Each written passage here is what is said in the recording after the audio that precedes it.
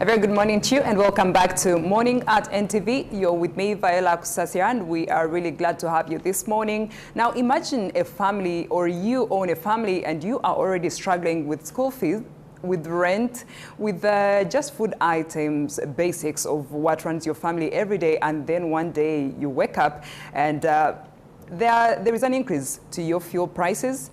There is also rising transport fares and increased building costs. Their income has not changed, but the expenses have actually increased. That is the imagination I'm painting for you as a family. Now scale that up to a country level, and we shall look at this where government says that new tax proposals are intended to raise more domestic revenue of over 1.7 trillion shillings. And that is to explain why the taxes are coming up. But many Ugandans are asking, are these taxes building the future or simply helping close budget gaps that we are experiencing today? So this morning we examine whether these taxes are really moving into a strategic reform for the country or growing pressure on households and small businesses as we know them. Let me welcome our guests here today who have joined us. And right next to me we have Thaddeus Musoke. Good morning and welcome. And the next person we have here over at the edge is Sophie Chagulanyi. You're welcome to the show. Thank you so much. And good morning, our dear viewers this morning. And so we are going to be looking at what a healthy tax system would look like for a country. And there, I'll begin with you, Sophie. So when government introduces new taxes on some of these items we've seen every day, for everyday use, that is fuel, that is sugar, that is just your regular items, really. Does it risk losing public trust if citizens do not see it clearly, like return on investment or return on this particular collection when they pay? Thank you so much for that. I think as a core, it's important to recognize that the proposed reforms aim at significantly raising government revenue, though they risk to disproportionately affect the low-income earners and households, as we will later say, because they increase taxes on essential goods and services, and I think that's the core of this conversation. Though in terms of the bid to increase revenue, they are on spot. Of course, we will look at the consideration that there is heavy reliance on consumption taxes like VAT, excise, and on mobile money, which will shift the burden to the poor and potentially increase the inequality because of the high cost of living it will create. And I think it will be important for government to align the tax reforms with the constitutional principles of equity and social justice to ensure that we maintain revenue targets, but at the same time, we do not affect those that are low-income earning in this country. So I think for me, in principle, that's what we should be looking at in terms of the tax proposals. And Sophie, just a little detail. When you say something like that, would you have a case where you, for example, excuse people who are already struggling, or would you, reduce the taxes to a particular group of people where I get to pay 100 shillings and you get to pay 500 shillings?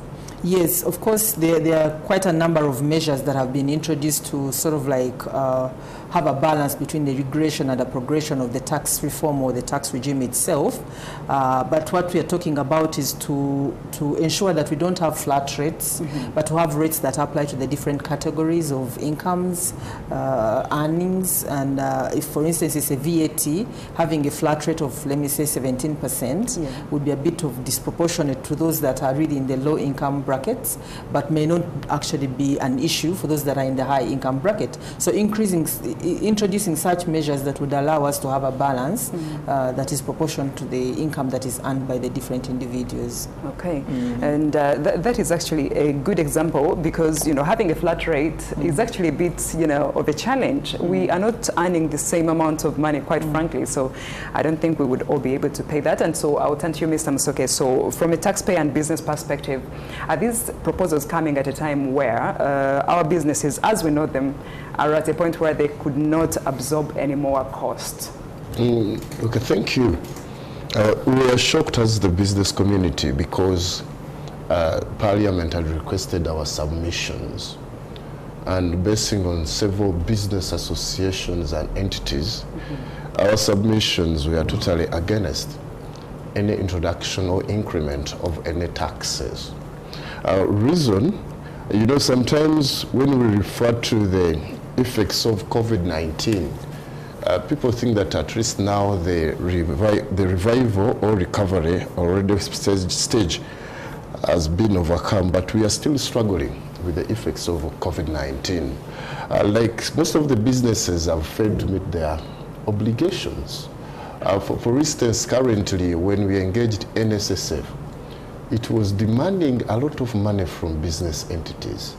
We are happy there is that amnesty, which is giving leeway for the business to comply as they recover. The same applies to URA. So the same applies to some banks. Currently, when you engage Bank of Uganda, even now it has restricted restructuring, because whenever the businesses fail to meet their bank obligations, they rush to beg for restructure. You find that even up to now, some companies have failed to pay their workers.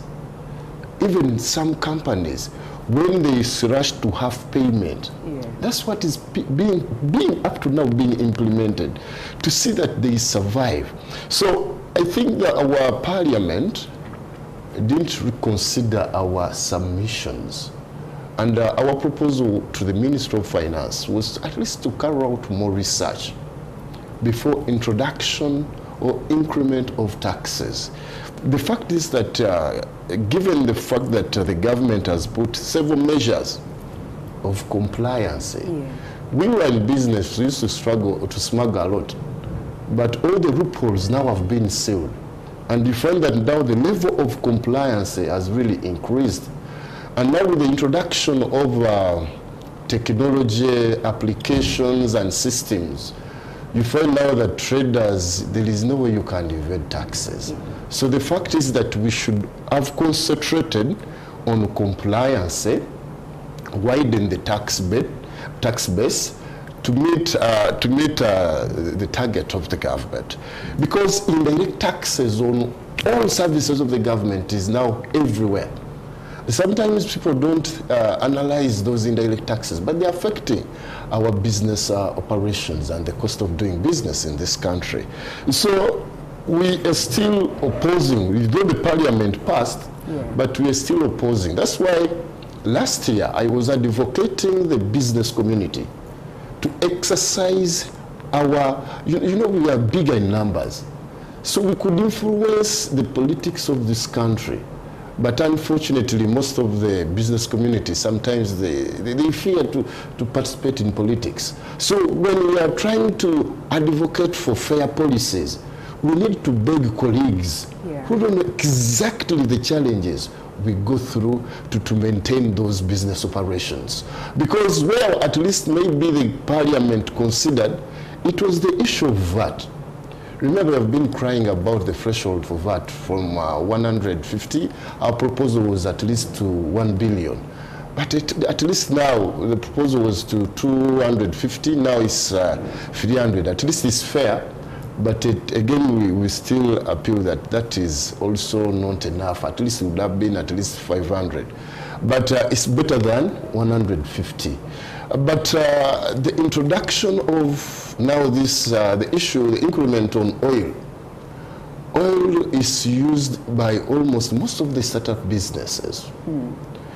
You find that the people who are making the mandazi, chikumandos and others, they survive on that. But they've been kicked off the street anyway, so they won't need the oil. So no, currently some are trying to improvise. They're trying to improvise, and basing even on the petition we submitted to the local government minister, we appealed to the government to hold those operations because they rushed those operations. We need to handle those operations, the trade order, in a phased manner. And that will be a discussion we shall obviously have here on the morning show at a given time about the trade order. I actually saw the president of the small and medium enterprises come out to say, can we pause? Can we pause? This has been done, you know, abruptly. Our people are struggling, and now the taxes. So Sophie, I'll be turning to you. And what message does this send, this kind of tax proposals at such a time? And you had Mr. Musoke bring it up, how the businesses are doing. What does it mean when you see these tax proposals rising faster than service delivery in the country? I think one thing that we need to be clear on is the understanding that even within the business community, there are, I would say, low-income earning businesses and high-income earning businesses, those that have a really high end in terms of their net value. And in that respect, it would mean that the character of progressivity should also be applied, and we should be able to see the principle of ability to pay when these taxes are either being proposed, either being applied, or even being enforced. Because it would not really augur well if we have a revenue generation target for the businesses to meet, but then at the end of the day, the businesses are not meeting that revenue generation target. It means that, yes, we targeted, but we targeted blindly. We didn't actually know who was the responsible target group that we are looking at. So even within businesses, we need to look at how progressively do we apply these tax proposals that we have on the table. Then when it comes to service delivery, I think there remains a very key concern of services being proportionate to the tax that is being generated, the tax revenue that is being generated. Of course, service delivery in Uganda has been largely reliant on private sector, but that doesn't mean that every citizen of Uganda can actually afford services that are provided by the private sector. So we have a large section of Uganda society really relying on public services, and that really means that public service should be provided in the fullness of public service. But with the revenue generated, we don't seem to see a proportionate alignment to the services that are being provided in the public sector. And that still raises concerns, because many would be comfortable if services that are provided either through health, education, really meet not only the standards, but meet the needs, the basic needs of the individuals that are seeking them. Then they will be comfortable. They will be like, okay, fine, I can maybe to some extent bear with the tax that I'm paying, provided I'm going to get the service, especially the healthy care services. But we don't seem to see that. And that continues to raise many questions among Ugandans, and in a way demotivate many of them from paying taxes. And we end up with situations of tax avoidance, even with the private sector itself, and also tax evasion. So really, we still have that gap of aligning the tax revenue generated to the services that are being provided, so that they are in tandem and they speak to each other. Thank you, Sophie, for that. And what I'm thinking from that is that all the businesses we see are not on equal, ground. So you have to tax them in a way that you are not squeezing the living lights out of them, and also to make sure that you deliver the services so that when somebody pays, they're not feeling like they're being harassed or they're being bullied out of their small money, So just to add in something small, Uganda is one of those countries that is leading in formation of businesses, Yes. I think it's in these top five countries. But also it's in those countries leading in having businesses that don't survive more than 5 years.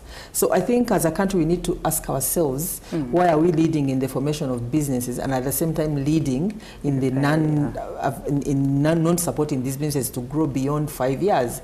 Many don't actually grow beyond 1 year. So that is a recurrent discussion we've had on this TV, yes. And I believe several others. We shall always examine things like that, but let's now just twist it a bit and look at the cost of living and household impact.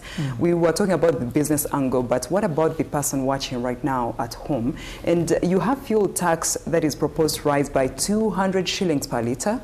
And earlier we spoke about it with my colleague, and sugar tax increases significantly. Cooking oil and fat taxes are set to double, and cement taxes are also, oh my goodness, also going up. So it's like we have everything really rising so fast, and we are surrounded. These are not just abstract items. They touch transport, meals, housing, just your general life on a daily basis. And for fuel specifically, it does increase the cost of transport. Actually, if you're moving in a taxi or a border, you expect to have that going up, because the borderman will tell you, I have had to pay more for the fuel, so what do you expect? And quite frankly, it's something that is just real. It's not like he's lying. You are looking at these figures in the real time. So for someone earning an average urban salary, Mr. Musoke, what practical difference could these changes make by the end of the month? The fact is that, like I said before, it's even unfortunate that even the salary-based Ugandans, some of them even they're not paid. There are so many issues, like the report I saw, that even now people consider resigning than even being terminated. Those are some of the issues. Like I said, that most of the companies, because the private sector employs most of Ugandans than the government, they're currently struggling. That's why even it shocked us that Parliament didn't reconsider our submissions and went ahead to increase or introduce some new taxes.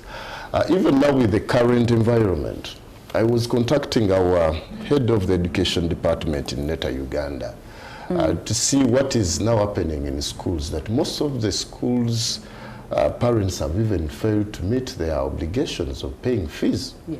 Because they were affected by these other reforms of trade order.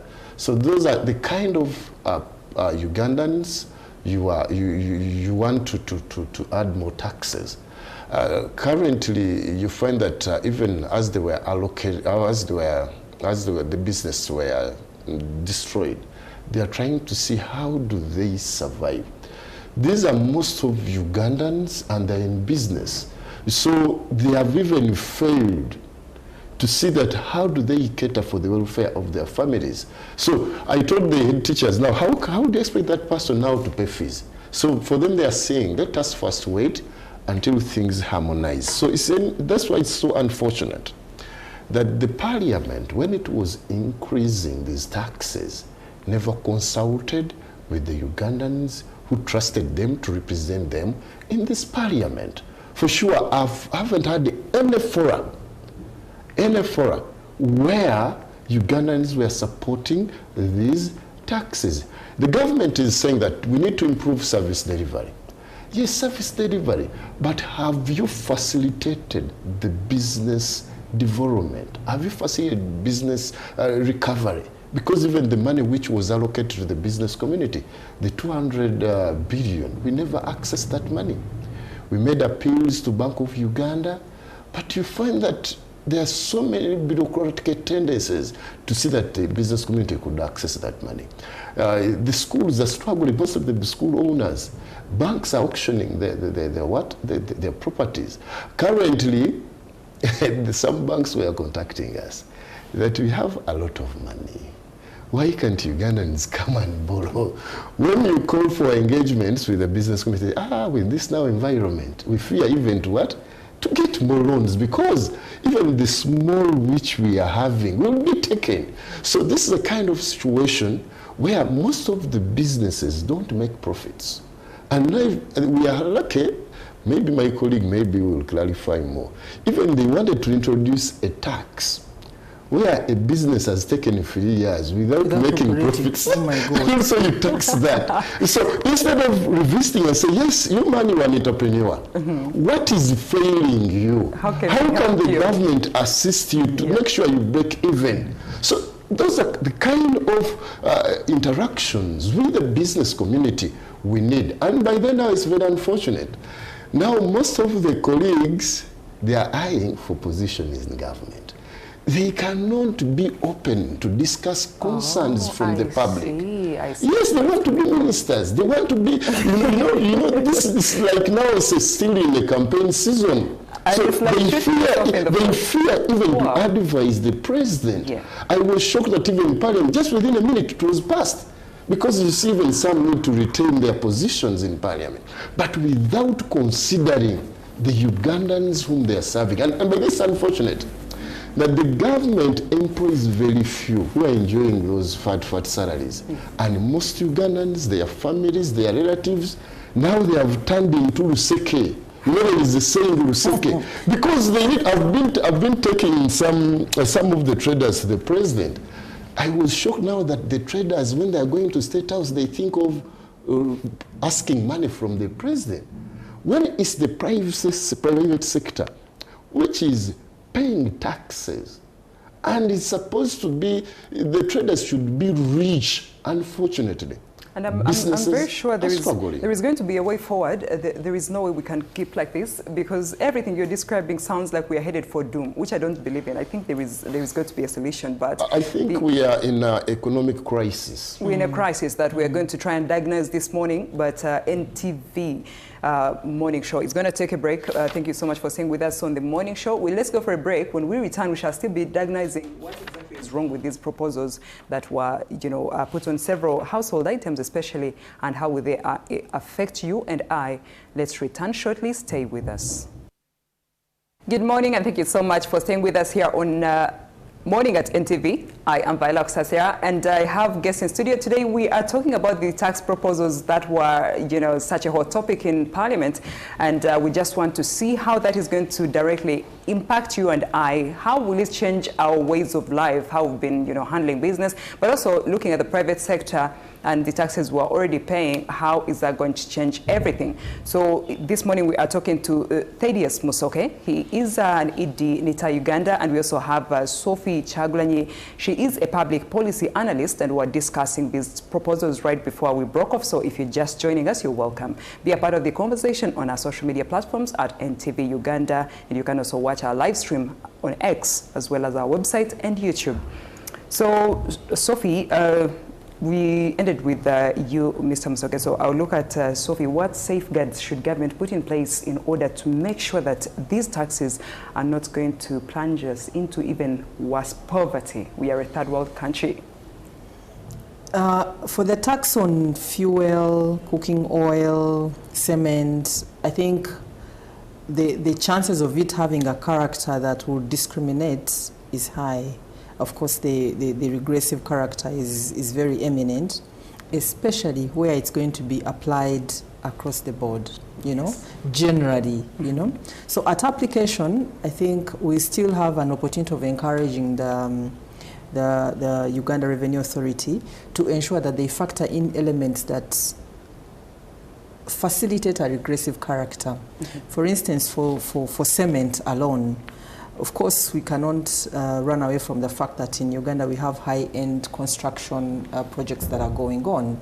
And in these high-end construction projects, you cannot compare them with a low-income earner constructing a house for their own accommodation, There's a very big, huge gap. And if this tax is to really apply in a manner that would allow government to generate revenue, then they need to target those high-end construction projects and tax them highly, but not come for these low-income earners constructing their small houses. Because, the cost of administration will be higher than the revenue that will be generated from these low-income earners. So in terms of application, I think there is still room to really go for the high-end construction projects. When it comes to fuel, the same would really apply. Apportioning this tax to an ordinary Ugandan who is driving a VTs, let me give that example, on fuel. I think that tax on fuel needs to be re-evaluated. Because it is indeed going to create some elements of discrimination in terms of tax application, but also it's going to be regressive and will eventually run that entity out of business.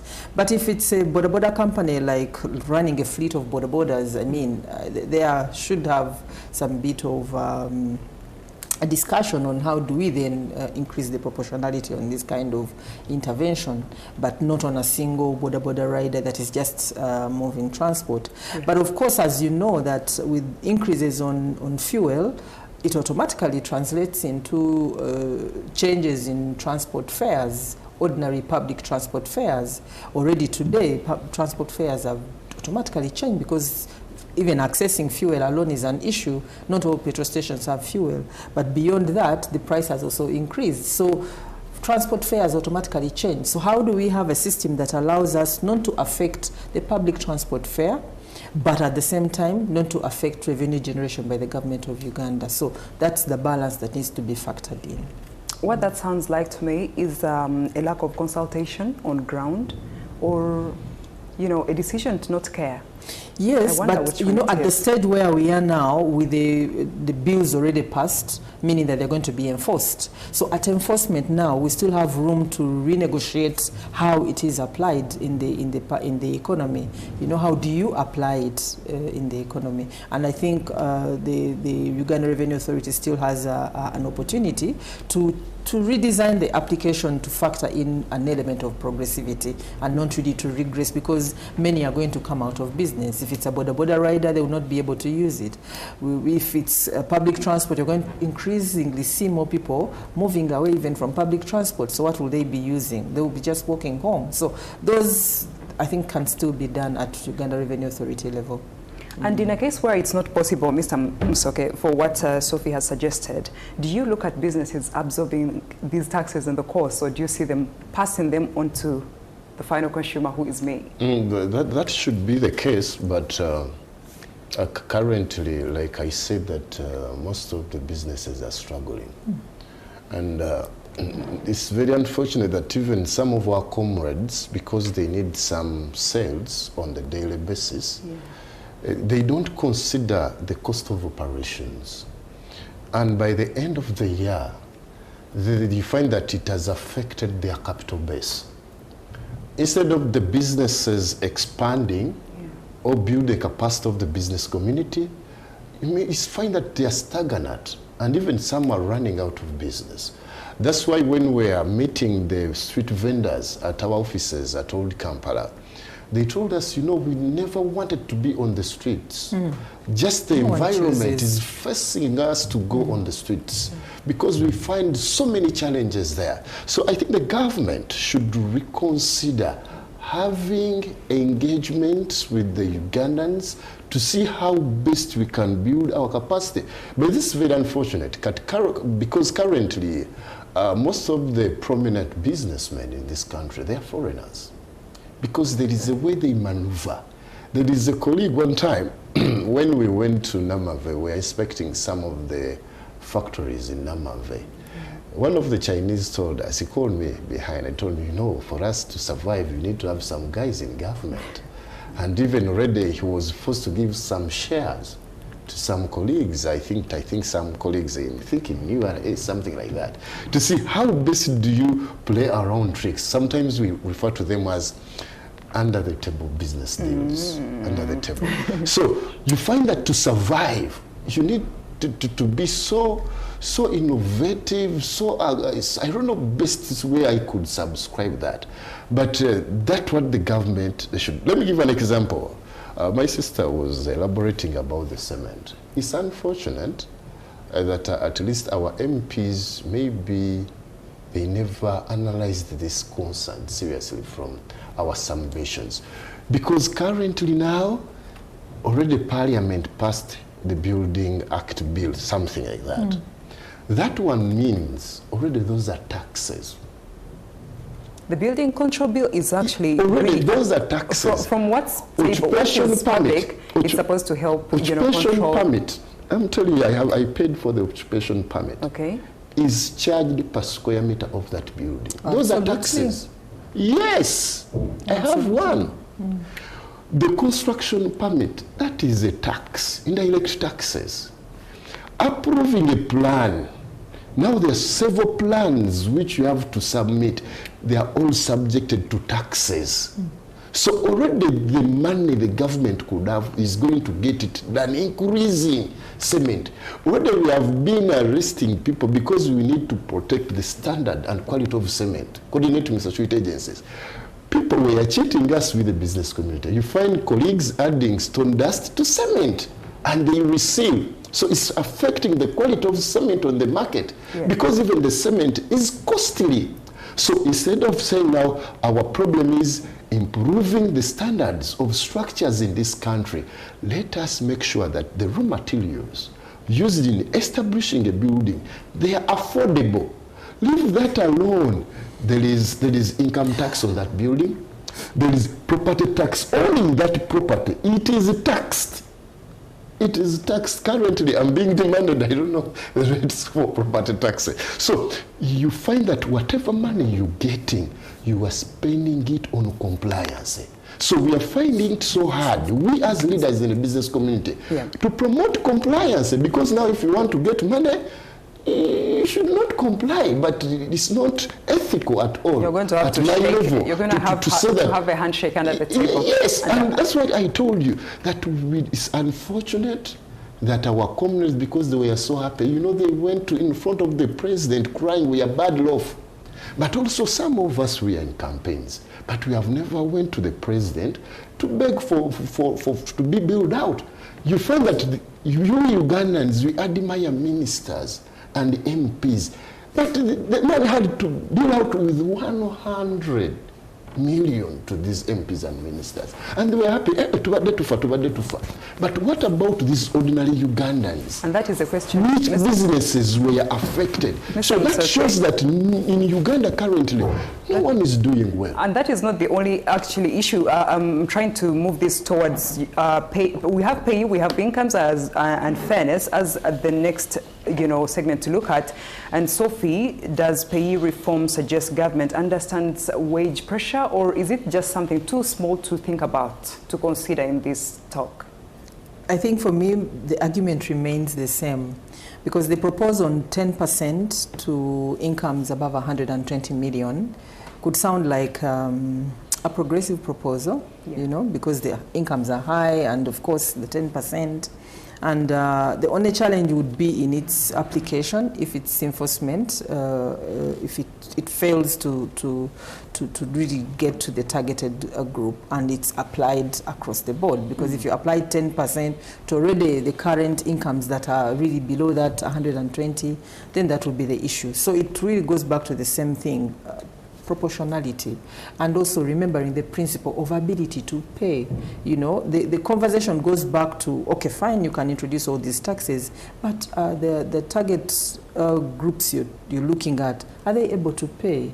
Because if they're not able to pay, you won't meet your target at the end of the day. But when you for somebody earning a salary, and Mr. Msoke can also give us your thoughts on that. For somebody earning a salary, your salary is literally taxed before you even receive it. Yes. It's automatic. Would you say that Uganda is putting too much pressure on formal workers? On the other hand, we have a huge chunk of the economy being informal.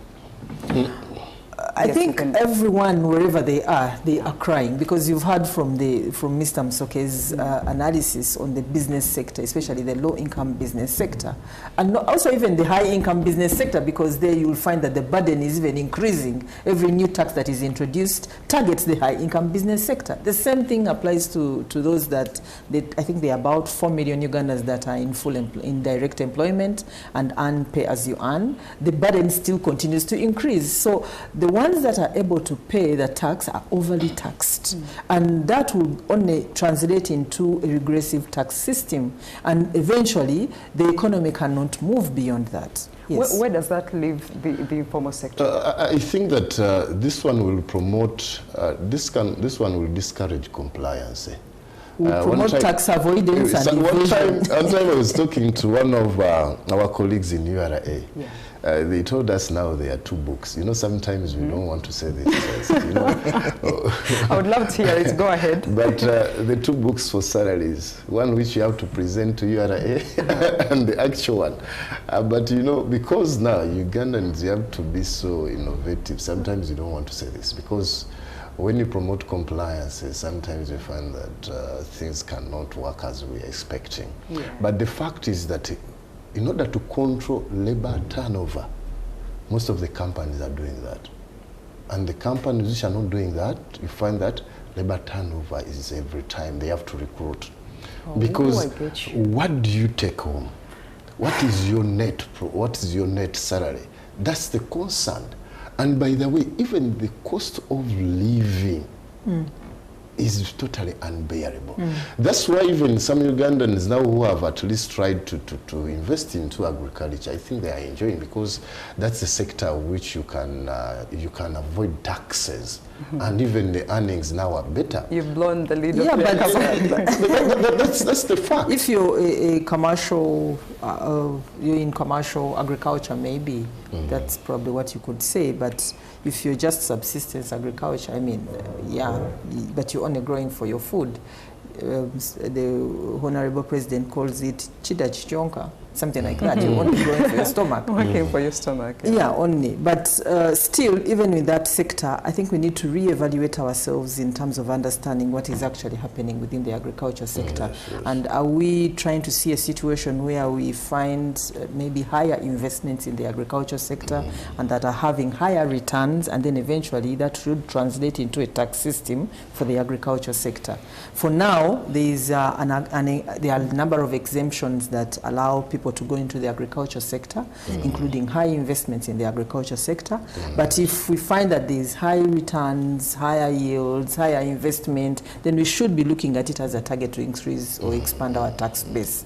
Because on these other sides, there is no more expansion. Okay, you're expanding, yes, but eventually you're creating more regressiveness in the tax regimes, but also increasing the inequality and discrimination at the end of the day, which is against the Constitution. So we need to expand the tax base to other sectors that seem to have high investment, high earning, and high value. And one of those that was suggested, I believe, in one of the papers that I was reading earlier was the tourism and hospitality sector, which is also complaining. They have over 27 taxes they're paying already.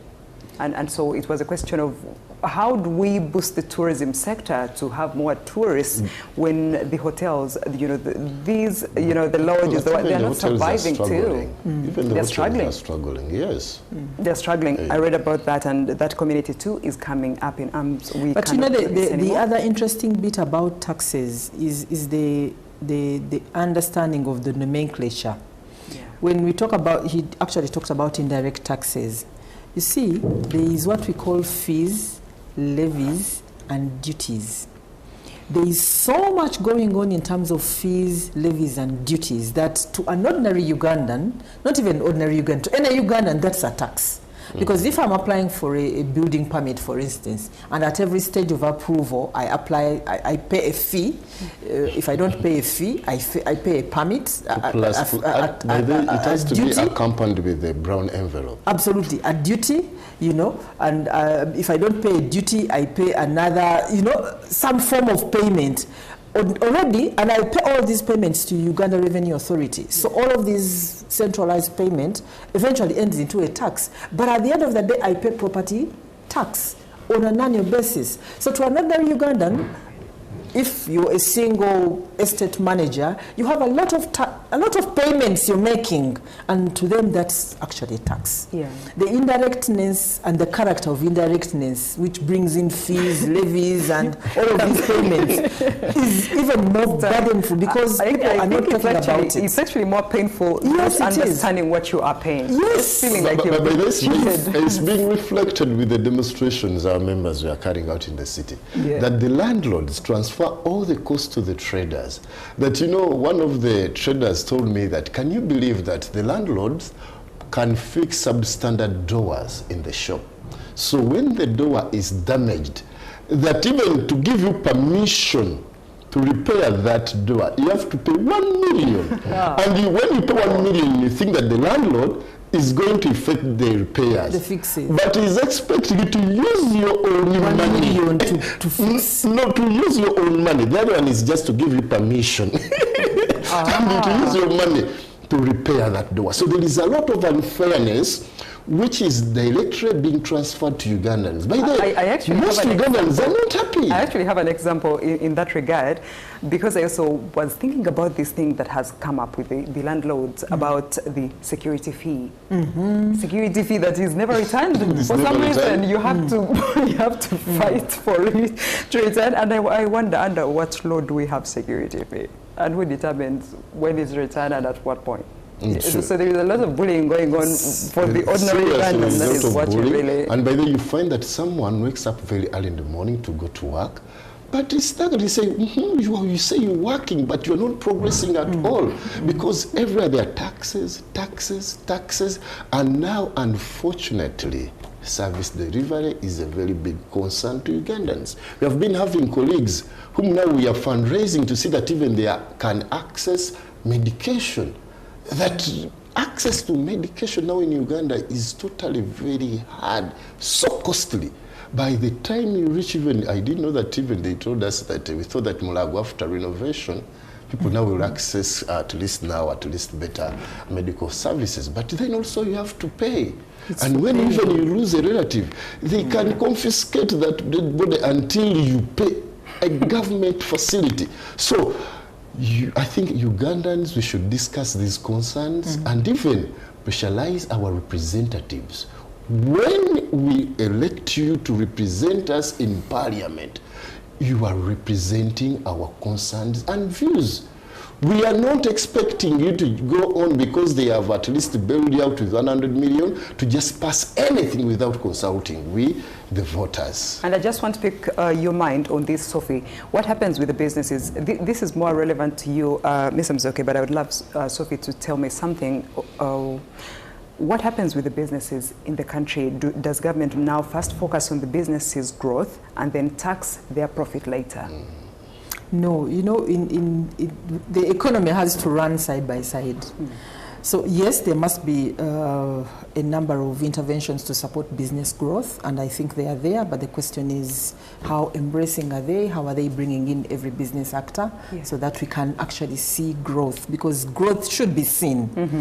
And growth is not something you can hide. We should be able to see a business moving from this level to this level. There should be targets, and we should be able to see it. And eventually, by the way, it should translate into our tax revenue that we generate. There shouldn't be any challenges in terms of generating revenue from businesses that have actually grown. It should actually come so easy. Even if it's compliance, we shouldn't have situations where businesses are running away from compliance because of the cost of compliance. It should come very easy because businesses want to remain in business since there is growth, there is high turnovers, and there is benefit at the end of the day to the business owners. So in a normal setting, the two should run hand in hand. And I like how you put it. You've put it, growth is very difficult to hide. No, you can't hide it. See that the business is growing, and therefore we are not going to run out from paying taxes. I wish that I had some man I would have to give it to. Because you know, in Uganda, it's possible to have a business thriving, but the finances that support its thriving are actually external. They're not generated from the business itself. And we have another bill on that, the sovereignty bill. But Morning at NTV is going to go for a break. When we return, we wind up our discussion on the proposed taxes that we are looking at in the news today. But stay with us, we shall return shortly. Welcome back from the break, and thank you so much for staying here with us on Morning at NTV. My name is Viola Kusasira, and it's a pleasure to have you as we discuss the proposed taxes by Parliament. We've seen an increase on several household items, but also commercial items like fuel, where you'll be paying an extra 200 shillings. In the moment, it may sound small, but after a period of time, you may look back and think, I should have questioned that when it's past happened. So we have that discussion here in studio today. And Thaddeus Musoke is Idi Nita Uganda, and then we have Sophie Chaglanyi. She's a public policy analyst, and we are shedding light on these proposals and what they mean for you and I as Ugandans. Sophie, how can government rebuild public trust that some of these taxes are not here to ruin us, but to push the country forward? I think on the part of the private sector, we need more of government programs that are actually supporting business growth. Of course, the ones that are there are a few that still meet. You see, like I said earlier, that we are not on the same pedestal, all of us, you know. And some programs target businesses that, for instance, have a turnover of 10 million and above. There are many businesses that don't have a turnover of 10 million and above. So it would mean that they are out of the bracket of the target. So if we have more government programs designed in a way to target all turnovers, I mean, because they're supporting business growth, why not? Then we should be able to see some effort in terms of business growth. And the more private sector citizens see this government move to support them to thrive, the more they will be willing to pay the taxes. You know, something very coincidental happened. We had a promo running on one of our shows, and they were talking about the PDM funds. Very, very effective in this moment. So it just got me thinking about the PDM. So when you talk about government supporting businesses and trying to help them grow and then taxing them, a government official right now may say, but we have tried. And that's why I said more of of them, because it's important, because for instance, I know there's the GROW project now, yes. And the GROW project was really designed to look at low-income business earners, absolutely. But also women business entities. And that was very good, and is still very good. Mm-hmm. But in terms of application, you find that there are still many businesses that don't actually meet the requirements of accessing funds through the GROW, you see? So, and that's why I'm saying we need more of such programs to look at all the categories of turnovers. 1 million turnover, yeah, they are there. 2 million turnover, 3 million, 5 million, you know, not only 10 and above, but even in between that category. Because you also find that some of these go into the PDM, as indeed they have invested in PDM and they've put money in PDM. And what we seem to probably see now is that PDM is supporting more of the household income and the household safety nets at that level. Okay. But what happens beyond household income? There's that category of Ugandans that are trying to make a living beyond household, or struggling to set up business beyond household, but don't meet the levels of programs like GROW, for instance. How do we take care of them? Because all of these should come into the tax bracket. And how do we make them come into the tax bracket? Support them, they grow, then they come into the tax bracket. Are those not the ones who go to the banks? To the banks and the Africa Development Bank? Still, with the banks, of course, with the commercial banks' rates are already chasing away many of the people who would want to get loans from commercial banks. So they come to smaller groups like circles. You find that one entity has different small loans from the different circles, yeah. And in a way, the payment is within those circles. So it needs, I think, to have more government programs that target everyone that is involved into earning an income through businesses, or small enterprises at that matter. Thank you, Sophie. I'm looking at this as we need more research to understand what groups of people, what groups of businesses require what support at what stage, so that we see growth.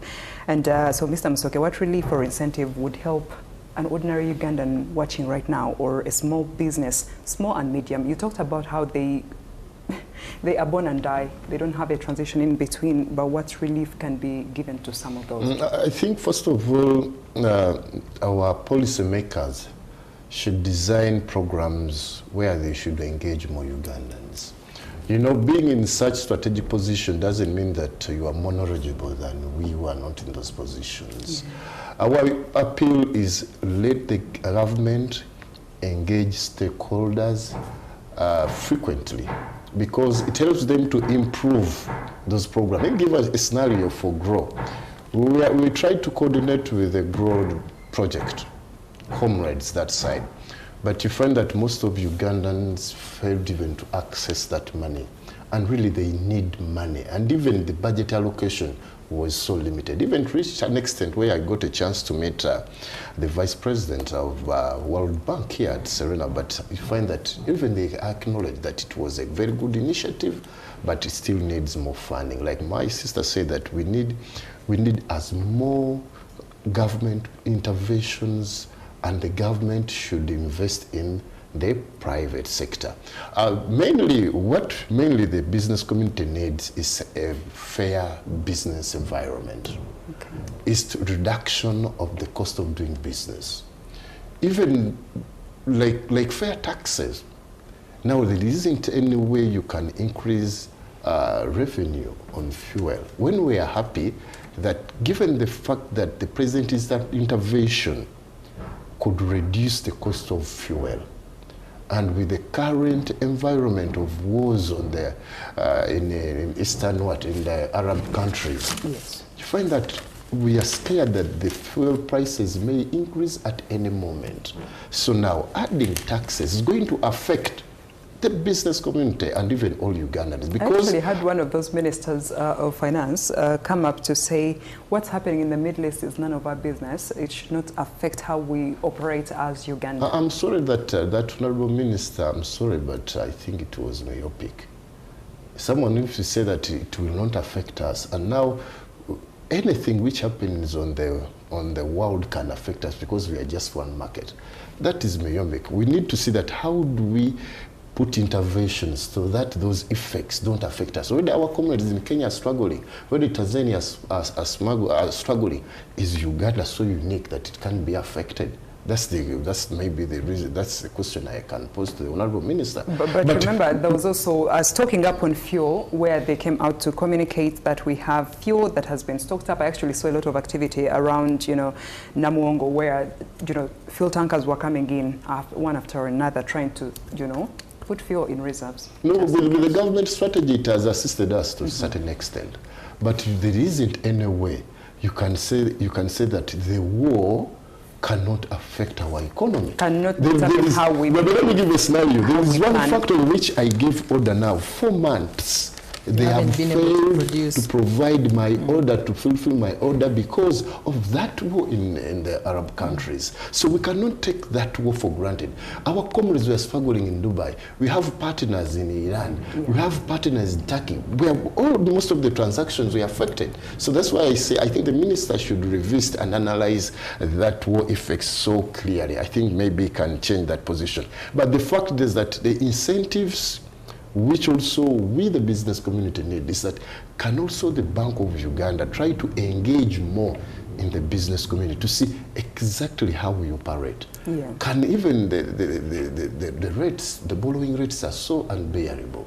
So you find that when Ugandans access the banks, they want to cheat the banks because they cannot meet their bank obligations. So there is a lot which we need to do to make sure that business development and growth is taken as a great initiative. And the banks are also under pressure to meet the requirements by the Central Bank of Uganda. Yes. Sophie, if you were finance minister right now, what are some of the adjustments you would make to these proposals to make sure that they are favorable for everybody else involved? Of course, bearing in mind the constitutional provisions around equity and justice, I will factor in elements like exemptions to protect low-income groups from some of these taxes. For instance, taxes on public transport, if it's possible. I would introduce elements that would allow public transport users not to really income more in terms of transporting themselves from places to places. How is that done? By probably introducing a fuel rate for public transport cars or border borders. I don't know how that can happen, but provided we already saw in Uganda, we had a situation where we have fuel for UPDF and fuel for the general public. So I think more thinking by the technical people can be applied to here, where we can find that for public transport usage, they access a different set of fuel and it's at low cost to them, so that they don't apply the tax on the public service users. Public transport users, when it comes to, for instance, mobile money, I think the proportionality test also comes to mobile money. Mm-hmm. Of course, there's been that conversation around those that are transacting business amounts of money. Yes, I would introduce different rates for different transactions. For instance, if you're transacting 1 million and in a day you transact 10 million, of course the rate should be higher for you, and it should not be the same rate that someone who is transacting 50,000, 10,000 should also be able to pay. So it should not be a flat rate. It should be applied proportionately to the different categories, and especially it should be protective of the low-income earners that are using the same service to transact. Okay. Yeah. And so, Mr. Musoke, would you say these taxes are for us or are they against us? And how can we move forward? They are mainly against us, I think, because you find that also our concern was about how are these taxes being utilized. You find that there is a lot of wastage, there is a lot of government operation expenditures. You find that the convoys to every big comrade in government. So you find that how do we utilize these taxes? Is the allocation invested in business development and the welfare of Ugandans related to what we are spending? So many parties, so many bailouts. By the way, one time when we were making a presentation to the president, we said that so many businesses are struggling, and which needs to be bailed out. Unfortunately, most of the foreign companies or investors can access that bailout process at ease. But Ugandans, unless maybe you have, there is a word they use, There is a word in Nyankole what they use. I won't be the one to say that word. I'm forgetting that word. When you have a big guy there, it may be that when maybe you can easily access a bailout. But we need to find that there is a fair interventions which can assist businesses which are struggling. And also, I think they should constitute a committee where stakeholders are involved. Before introducing any new policies, let Ugandans be engaged. We as Data Uganda, we had planned for a pre-budget engagement around the country, but because of the, resource issues, we failed to exercise that. But we are planning a post-budget, but I think a post-budget is not so important than a pre-budget. But we need to analyze these budgets to see that how can Ugandans tap into those opportunities.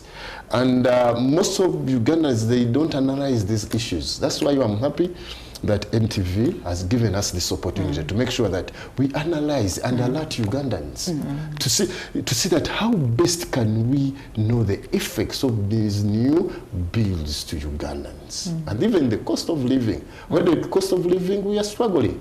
You know, one time when I was talking to one of my doctors, there is a disease which currently is so high.